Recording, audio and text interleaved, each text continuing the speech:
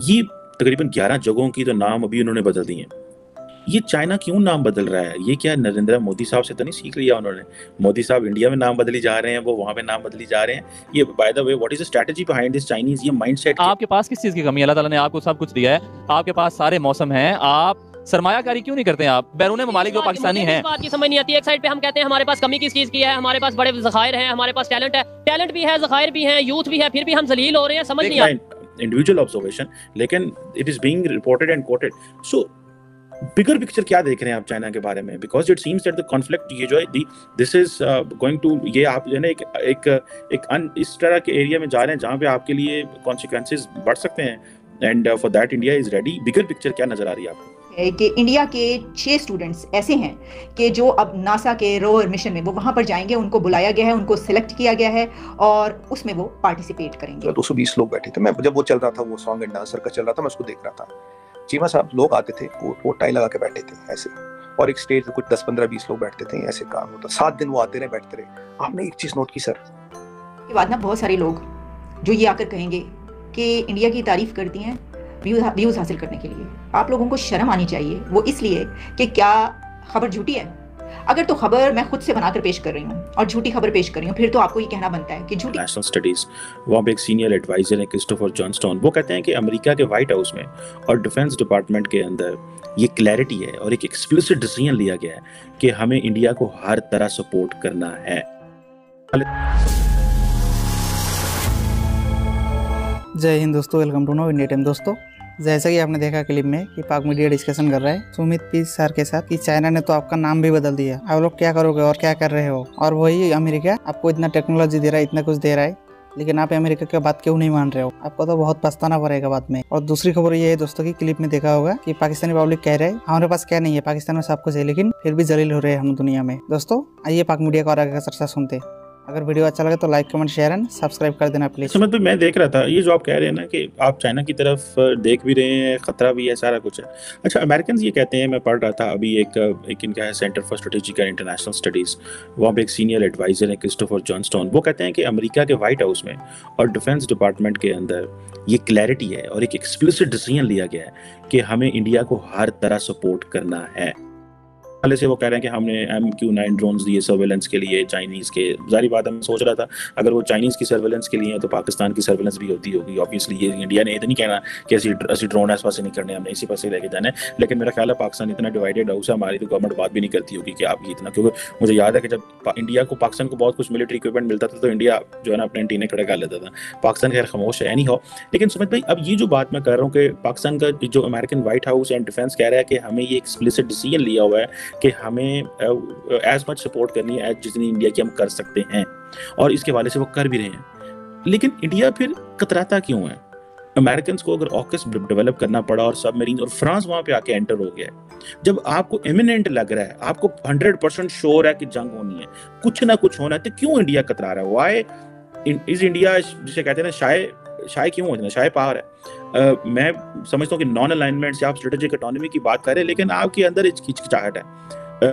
चीमा साहब, जो threat perception है, जो थ्रेट का क्वांटम है, जो थ्रेट के टर्म्स हैं, जो थ्रेट का what you call this equilibrium है, that India will decide for India.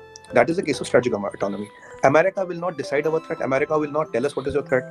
America will not tame us to go and fight a war and go and take a threat when they think it's a threat. We'll take our own decisions. जो उसके लिए हमें हथियार लेने वो हम लेंगे. हम अमेरिका से भी ले रहे हैं, इटली से भी ले रहे हैं, फ्रांस से भी ले रहे हैं, काफी कंट्रियों से ले रहे हैं. काफी अब 60% प्रोडक्शन हमारी अपनी है, एक्सपोर्ट कर रहे हैं. तो ये जो चीज है, अमेरिका हमें सपोर्ट कर रहा है, अच्छी बात है, हमारा दोस्त है, करना चाहिए. हमें काफी लोग सपोर्ट करे. अभी हमने जर्मनी को भी सबमरीन्स का ऑर्डर दिया, आपको पता होगा.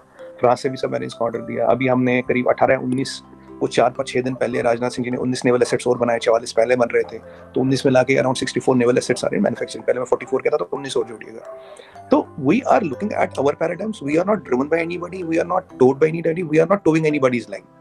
America is used to association जहां वो टर्म्स ऑफ एसोसिएशन डिफाइन करता है, जहां वो टर्म्स बताता है. जैसे अब मैं बताऊं, for example, weapons of mass destruction. पूरी दुनिया को लगा लिया वेपन्स ऑफ, कहां मिला कोई वेपन्स ऑफ मास डिस्ट्रक्शन? नहीं मिला ना कोई भी. There was no weapon of mass destruction found. तो अब एक इंडिया एक ऐसा अलाई है जिसको वो चला नहीं पा रहा, जिसको वो घुमा नहीं पा रहा, जिसको वो लट्टू बना के नचा नहीं पा रहा. तो कहीं ना कहीं फ्रस्ट्रेशन उस चीज की, फ्रस्ट्रेशन इंडिया को लेकर नहीं, फ्रस्ट्रेशन है जो मेरा जादू हर एक पे चलता था वो इंडिया पे क्यों नहीं चल रहा, इंडिया मेरे इशारों पे क्यों नहीं नाच रहा, इंडिया मेरे कहे अनुसार क्यों नहीं चल रहा। अब आपको मैं दूसरे एग्जाम्पल देखूंगा। देखिए आप इंडिया की फॉरेन पॉलिसी देखिए चीमा साहब, and there is a threat from China, I am not denying it, there is no denying about it. अब आप यूरोप की फॉरेन पॉलिसी देखिए, यूरोप की फॉरेन पॉलिसी इतने मुल्क होते हुए सो मेस्ड अप। यूके की इकोनॉमी की ये हालत है, अगर ये लड़ाई नहीं रुकती 20 साल पीछे चले जाएंगे वो। France is the only economy which is still okay. Italy, Spain और जो छोटी कंट्री है उनकी तो हालत ही खराब है। ईयू जो एक पावर ब्लॉक था, क्या रह गया रशियन यूक्रेनी वॉर के और उस वक्त। But EU could have chosen not to get into the war, but EU chose to follow America.